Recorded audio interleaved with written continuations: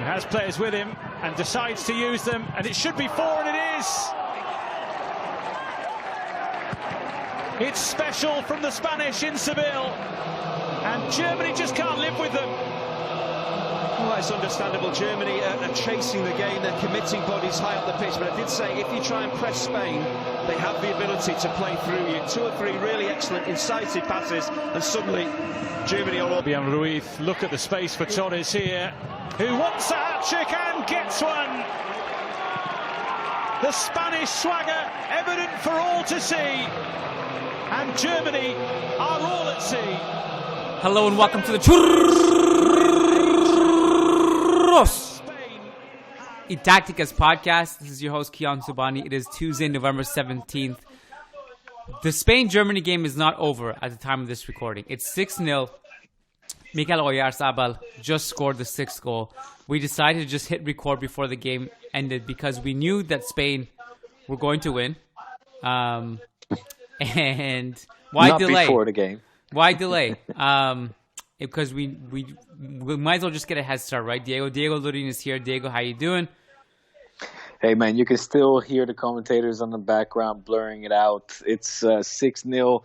We're at the 1 minute and 50. I mean, this game is over in 5, 4, 3, 2, 1. The ref will call it over, and there it is, the end. Historic win, man, and a historic win for Barca. This is almost what it feels like, or sort of revindication against the German side from a side that is dear to my heart. It feels good, man. Like I say, historic, not just for Spain, obviously booking their ticket to the Final Four of the UEFA Nations League final, which is what this tournament is all about. But I mean, the way that Spain, this young Spanish team, has dismantled Germany, what was seen by many as, a solid, well-oiled machine, has just been taken apart by a bunch of youngsters under management by Luis Enrique. So, it was honestly a joy to watch, a pleasure to watch this game, and I'm feeling good. It was a great performance. A terrible Germany performance. We'll get to all that. I didn't want to do the intro tonight. I succumbed to it because you said that you have people sleeping and it's late, and I totally get that. The reason I didn't want to do the intro was because it was bittersweet because Sergio Ramos left the field at halftime due to an injury. The severity of it. We are yet to see the severity of it. Part of me hopes that in his mind he recognized this game is meaningless and it's over anyway. Probably it was 3-0. I think it was when he came off, and he just thought to himself, "Okay, take me off precaution. This Real Madrid team is already decimated." Varane also came off at halftime for France due to a niggle, and the team is already missing. Canales has come off. Valverde. Canales also came off early in this game, and this just points to that looks more serious. Well, that one was weird because he controlled the ball, and then it seemed to me intentionally kicked the ball out of bounds to just get the ball out of danger so he doesn't get dispossessed. That's exactly what he did. Yeah. And just a million muscle injuries around Europe right now, Diego, because there's just too much football during a global pandemic, and it's bittersweet. That's why I kind of was like bittersweet about all this, because part of me was just thinking about like, man, we really are not just playing only the essential games, right? We're playing pretty much everything at this point. And there's a lot of injuries, not only in Real Madrid, but everywhere. And it was bittersweet. But let's talk about the game. Were you surprised at how it all unfolded? Tongue twisted. Unfolded. Absolutely. I mean, without any shadow of a doubt. Let's not forget that this Spain team is the same team that, of course, lost against the Ukraine, drew against Switzerland, and drew against Holland. I mean, it's not been a very convincing Spain, and we've been very vocal about that. So to see this Spain and I don't want to underplay or downplay this victory. It was historic. It's not very often that you see a Germany squad get taken apart by anybody, for that matter, let alone Spain or in this case, Spain. I keep bringing Holland to the mix because, it's personal when it comes to Germany. Watching Germany lose 6-0 is like me watching Real Madrid lose 6-0. That's why, you kind of like putting water over the fire and damping the euphoria that I'm feeling at the moment, despite having a stomach flu and my kids and family being asleep, Kiyan. It's a little bit of a downer, I gotta say, because it's for me, Ramos limping off or going off was not, didn't sort of concern me. Yeah, of course not. It only whatsoever. concerns the Obviously people who are sympathetic to other human beings.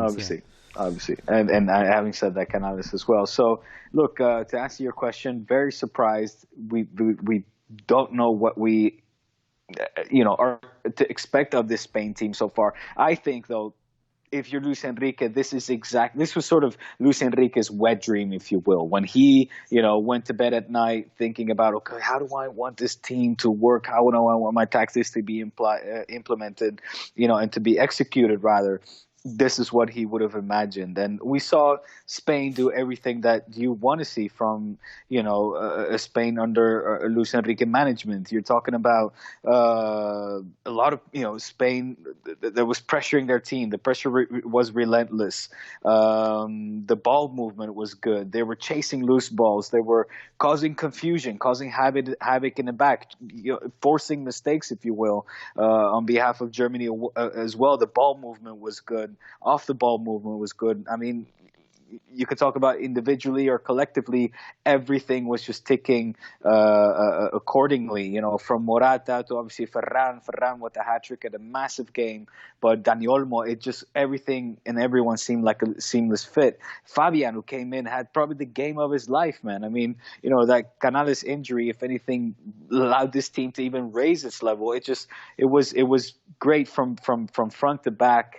Having said that, at the back, with you mentioning Ramos coming off, of course, we had the central defenders were Garcia and Pau Torres. So, the new generation, the next generation, and they didn't even get tested by this Germany squad. So it also, of course, shows that Germany was a shadow of itself. Having said that, though, I think a lot more credit has to be given to Spain and less credit taken away from Germany, because they were just stunned, man. It was a relentless Spain team that was just suffocating Germany. They and stunned them. They had no answer. They didn't. And to me, this game had a tipping point. There was a before and after, and I can't put a direct minute on when it happened, but basically in the second half, I think it was pretty clear. There was a point where the first half, for me, this could have been already over, man. I think in the first half it was over. I mean, by halftime, I really felt like, even if you look at the numbers, the Germany, I think, had one attempt on goal compared to 13. They barely touched the ball. Right. Their transition attack wasn't good. Sane, who should have been their dangerous man on paper, was terrible. It was just brutal in this game. It was awful. But there was a before and after of this game, a point where it's you can't analyze this anymore from a tactical perspective, because it's just a bloodbath. I mean, it was starting to turn into Germany 7, Brazil 1, where it's at some point you just stop analyzing this. It's not really football anymore. It's just Bayern a bunch 8, of open Barca space. 2. Yeah, exactly. You said it, not me. That's why I said it felt like revenge. It was revindication. It just felt good. Any German team will do. You also said and somebody else asked us this on Twitter, is this more Spain being good and Germany being bad? I think the answer is ultimately both, but I agree with you that it's more Spain credit than Germany sucks. We should know it would be the responsible thing to do to say that Germany was missing Kai Havertz. Who else? Joshua Kimmich. Rudiger was injured. Marco Reus wasn't there, although I don't know if Emre Can, Julian Brandt.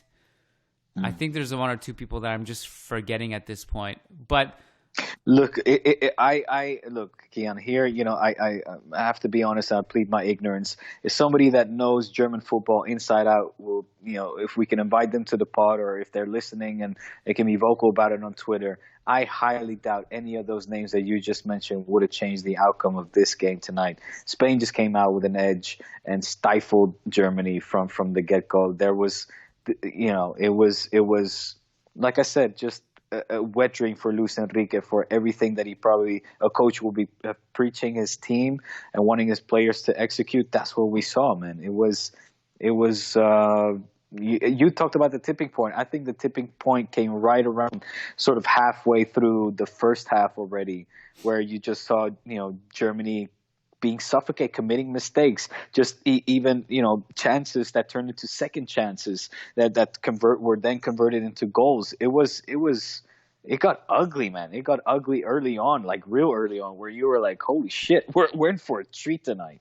Well, I think if there was a case for players for them to make a difference, it would have been one or two of the defenders and or Thomas Muller, like a leader in attack. But we should also state that it's not like Spain were completely healthy either. They're still missing Thiago. Ansu Fati's injured.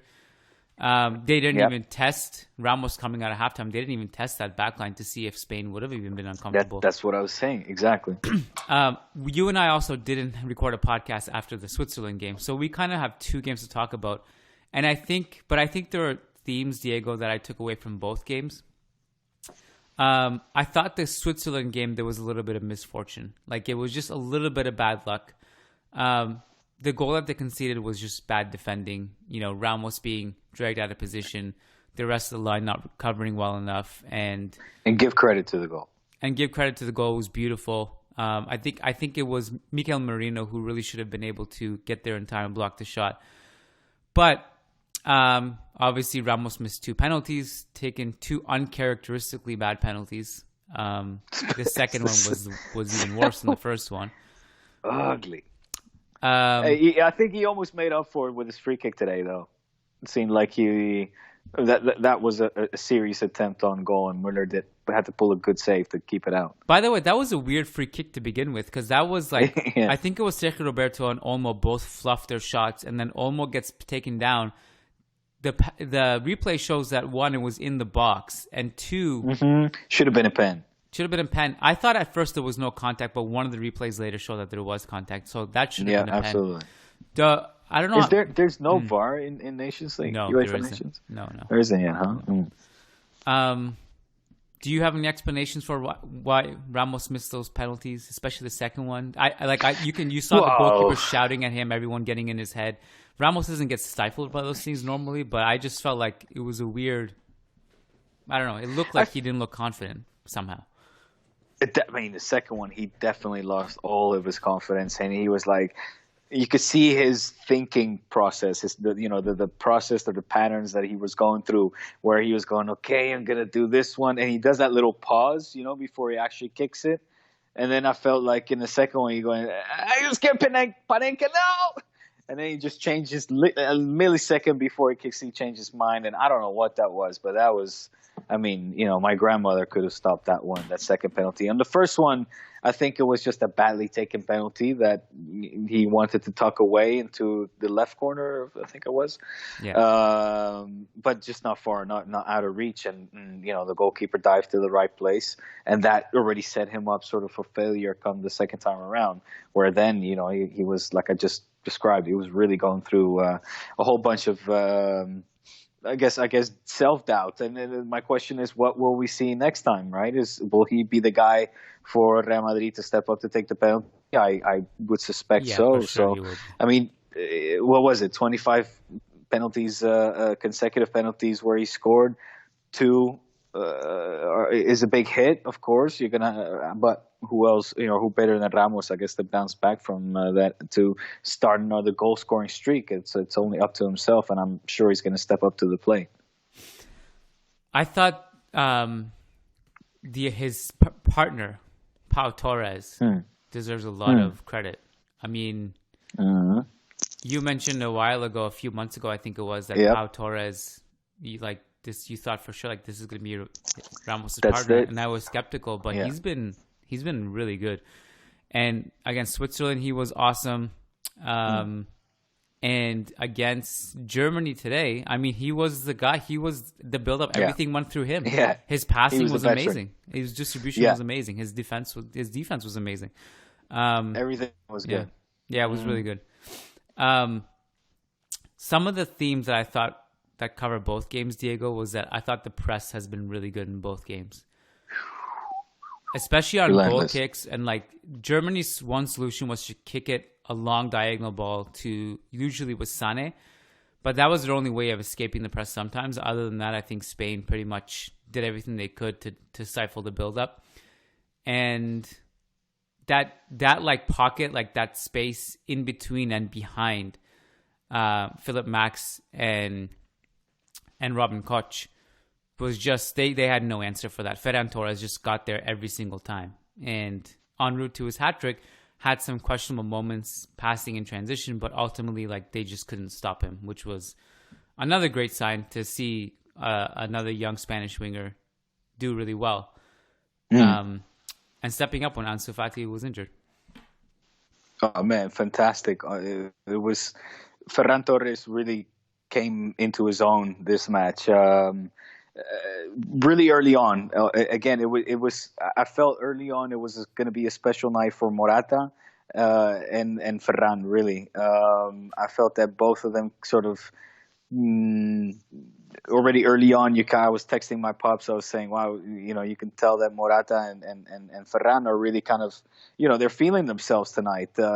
Morata played like a vet. He played like a man that was on a mission and something to prove.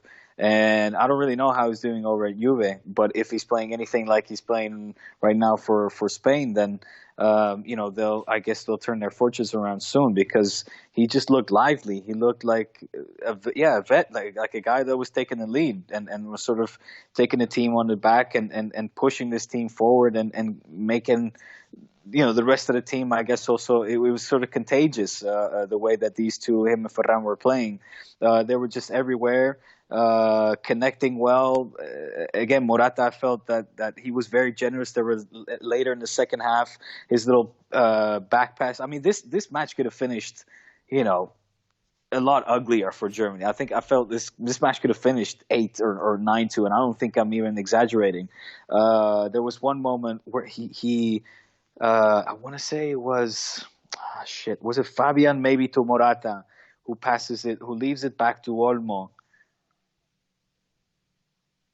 And then, actually, no, it is Fabian who puts into cross. No, Olmo that puts in the cross back to Morata. Exactly. Anyway, there was a whole bunch of, a string of passes that would just showed how well this at least starting 11 and propuesta, this proposal of Luis Enrique's style of play was really working. And again, on Germany's end, there was nothing.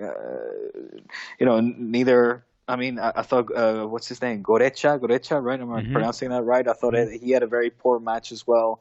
And the whole German, it just looked like,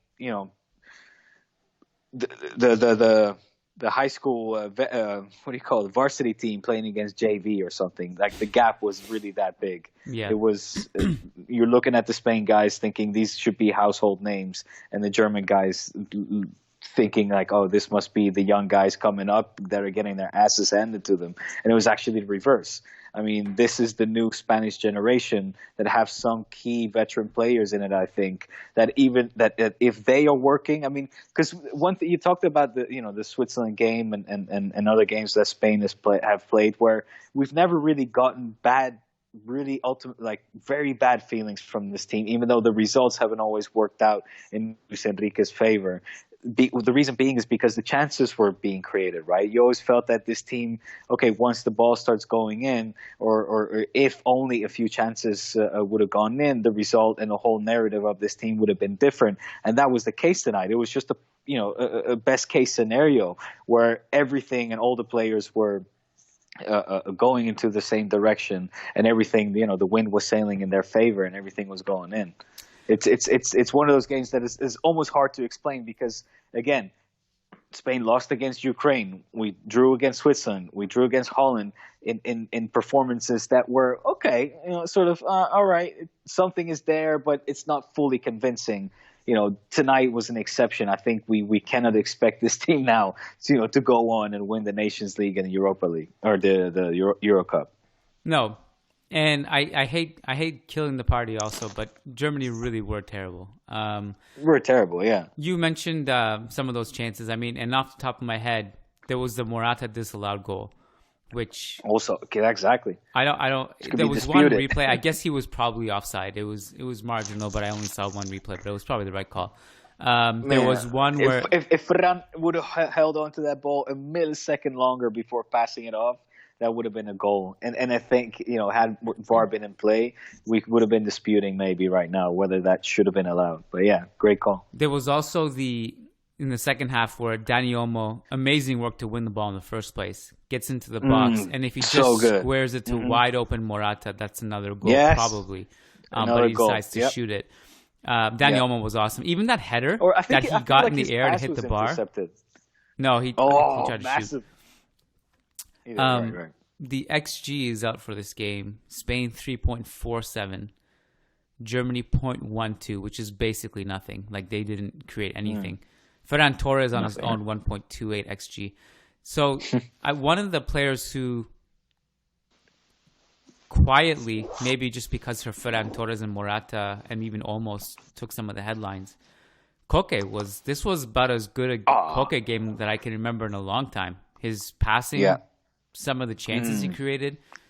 Yeah. Well, maybe that has a lot to do with it as well as the fact that those, players, midfielders like Koke, we're seeing how well he's playing with his side as well with Atletico at the moment. It's just one very convincing performance after another where he is, the center, the nucleus of that team and kind of dictates how well the team is kind of almost executing on the day, right? The chances that the team will get, and his passing was on point. He have a nasty taconazo as well to, I want to say, Olmo, that almost converted into another goal, or that was at least a chance. I think it was him. There was this one moment where Koke, I think, had just a beautiful taconazo to Ferran that was stopped by Neuer or just went sailing. I don't remember, but again, great game for sure. Great shot with Koke.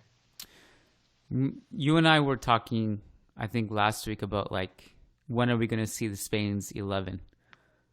How much? That's a good question. How much of this team? I mean, because in a game like this, you see, based on who's available, that is, not everyone's available. You see Luis Enrique probably playing a more full strength kind of lineup. How many the starters do you think that you saw today are going to be part of important pillars? Oh man.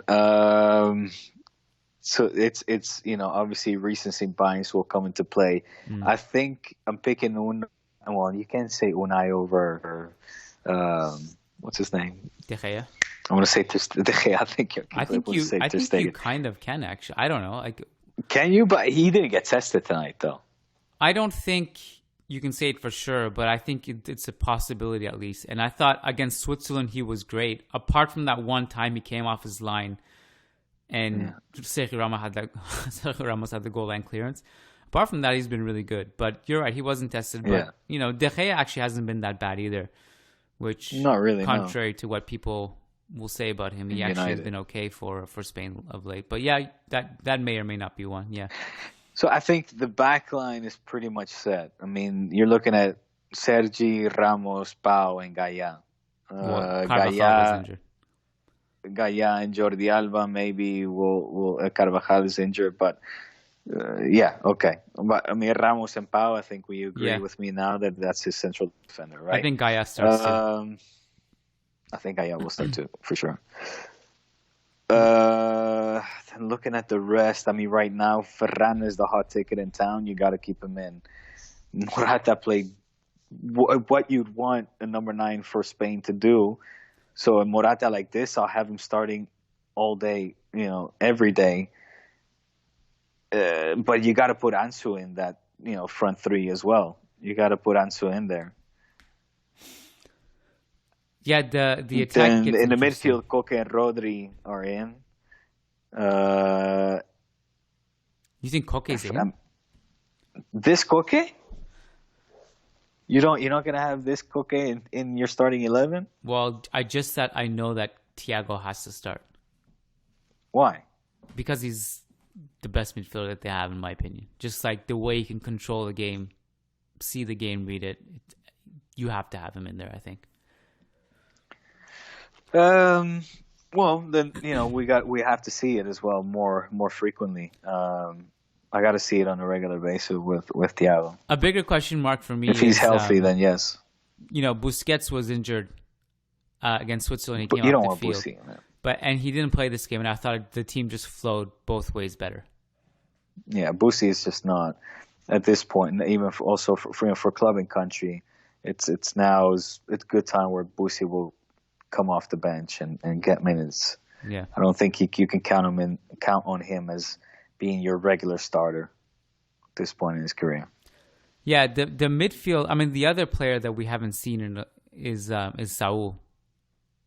You know, so there's a few question marks, but I think like among the people who I think have worked into their starting lineup for sure are Ramos, Pau Torres, Gaia. Even though I think Reguilon is awesome, and I think Cucurella should play more than he has been, beyond getting like called up.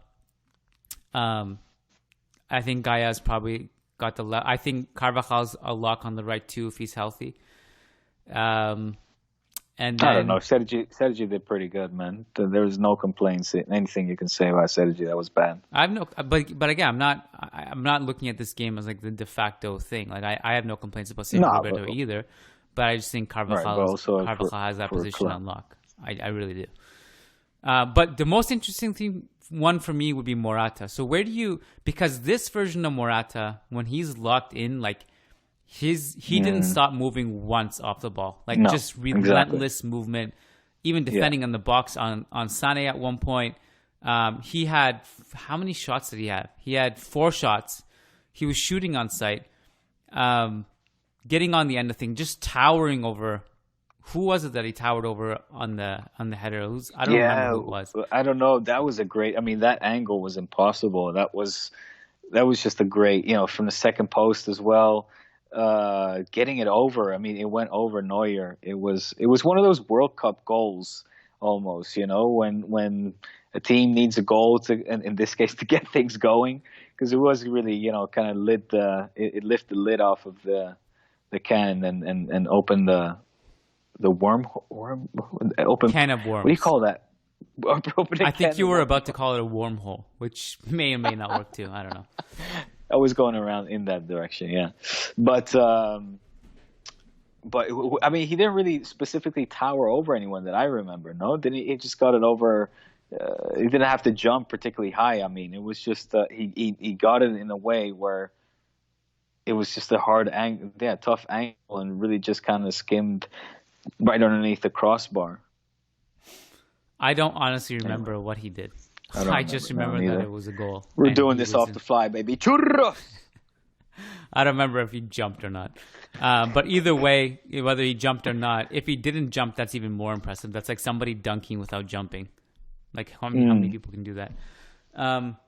So that's an interesting one because Morata, when he plays like that, brings something that no other player really brings. Certainly not Diego Costa at this age. Alcácer not with his health. Gerard Moreno, different type of player. So Morata brings something fresh. And again, not like last year's. This Morata, yeah. It's just this Morata that brings you that. So Juve Morata, whatever it is, it's whatever working. it is. Yeah. What else? Anything else from this game that stood out for you?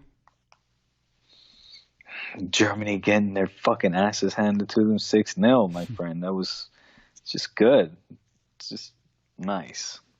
Like I said, I've got like a stomach flu. It might turn for the worse tonight. I don't know exactly sure yet.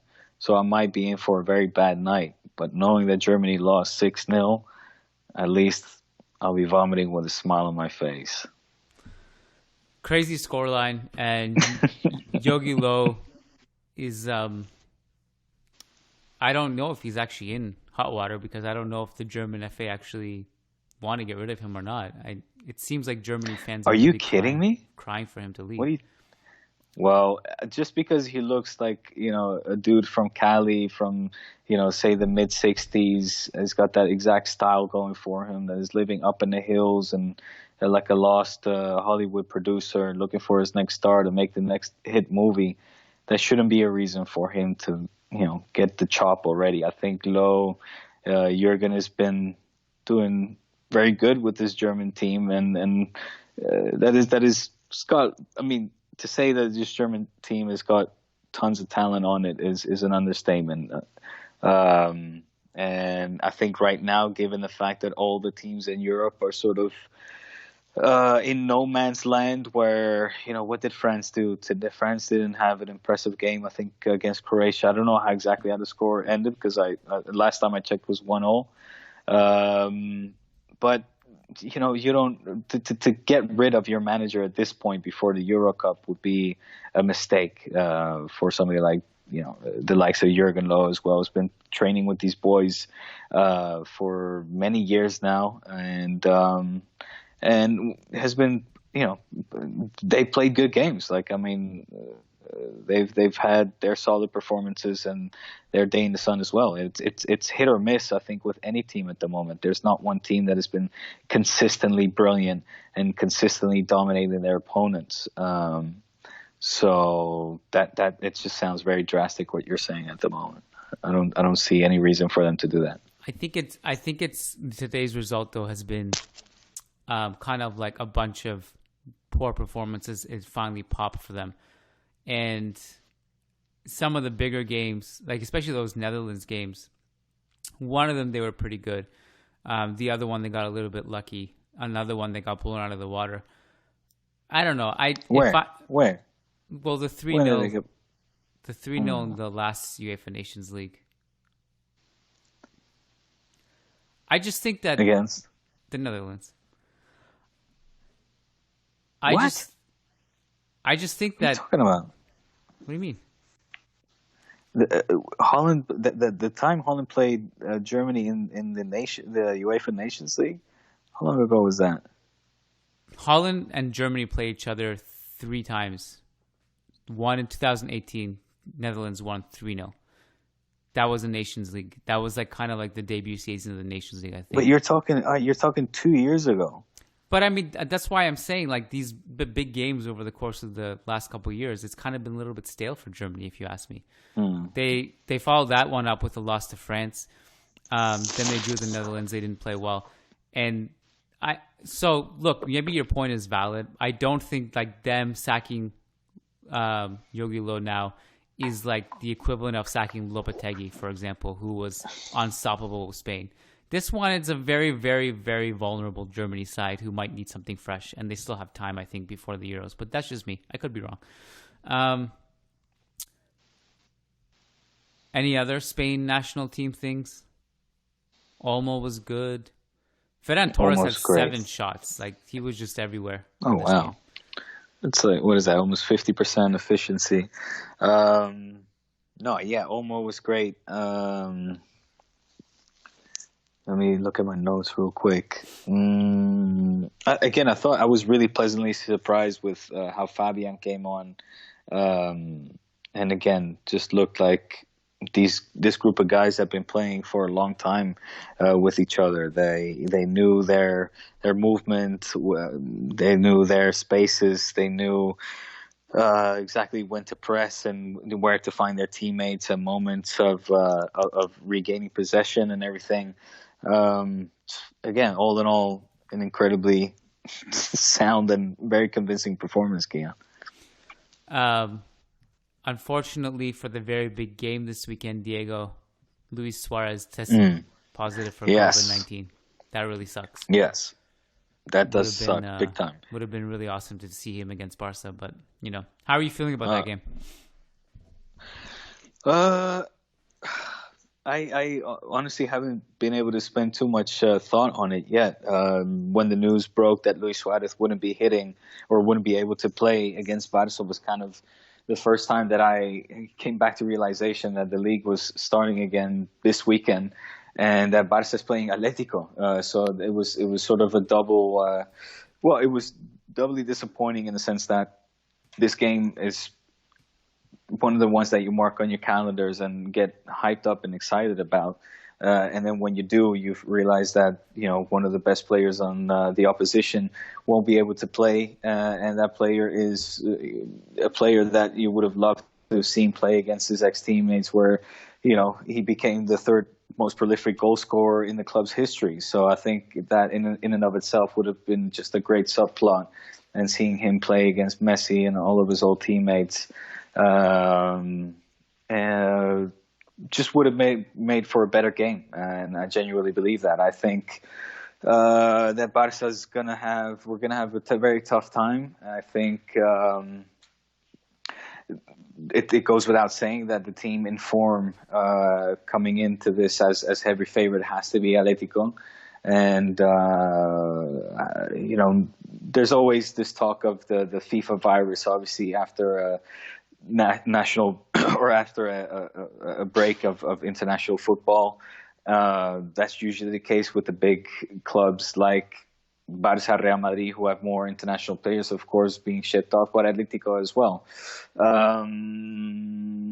Atletico, I think, will be the better team still on the night, and again, I'm very nervous for it. As in, this is a game where more points could be dropped, and perhaps we could even say that 1 point would be a good point at this moment in time. It's obviously with Suarez, it would have been better, but with or without Suarez, they look really good. Everyone from Marcos Llorente to João Felix is in form. And they're playing well defensively. They're playing well offensively. So it'll be a great game. How's João been over the international break? I haven't actually kept tabs. I haven't watched Portugal, but I saw that he scored today. Okay. I think I saw that on Twitter that he scored today. Let me just double check that. Portugal won 3-2 against Croatia. And João Felix scored. So it was Portugal. Yeah. I thought it was France-Croatia. I'm all over the place. France-Croatia was at some point too. Again, I don't blame you at all for not remembering anything because I don't remember anything either. And there's just too many things to remember. Injuries, games, under-21s, Olympic qualifiers, COVID test results, injuries. Negative. I just did mine today. Yesterday. Congrats. Mine today. Yeah, because I'm interviewing the Barça B team or several players of the B team and players of the Barça women's team tomorrow for the show. Okay, cool. Yeah, so it should be good. We always got to do the test beforehand, and I'm a little bit nervous because I'm not feeling really great, Kiyan. I'm the whole run-on joke of me having a stomach flu is not really getting that funny anymore. If you know what I mean. You mean like physically you're ill? Like? Yeah, I'm not good. I've been ill today, and I've had. It's just not been a good day. How long have you been sick for? Just today. Just got hit with something weird. I don't know. My stomach's been all over the place, and again, I don't want to get into graphic details. I'll spare you those, Kim, my friend. Just hasn't been a pretty day. Well, rest up, man. I won't. Given that, I won't keep you any longer. It's 11:15ish at night, right? Where you are? Yes. So get some rest, get some sleep. Let the Spain victory marinate. We'll reconvene Monday for some churros either way. Don't know what flavor they'll be yet, but given that we do have Barca, Atleti plus Real Madrid, Villarreal. So wait, no, but Friday we reconvene, no? That's right. Patrons, yeah, I lost track of days. Sorry. For some reason I thought like today was Friday or something. I don't know. I wish. I think I need the rest more than you do. All right, Friday it is. We'll reconvene Friday so we can actually do a proper. That's why I kind of squeezed in the Athletic thing because I thought it was Friday. I saw that you were jumping the gun here. Yeah, jump the gun. Okay, right. We'll do that properly in a couple of days. All right, and that'll be over on patreon.com/Churros y Tácticas. Follow us on Twitter @Churros Tácticas. And enjoy these nice, sweet churros tonight. And see you guys Friday. Take care. Thanks, Diego. Peace. Thanks, too. Ciao, ciao.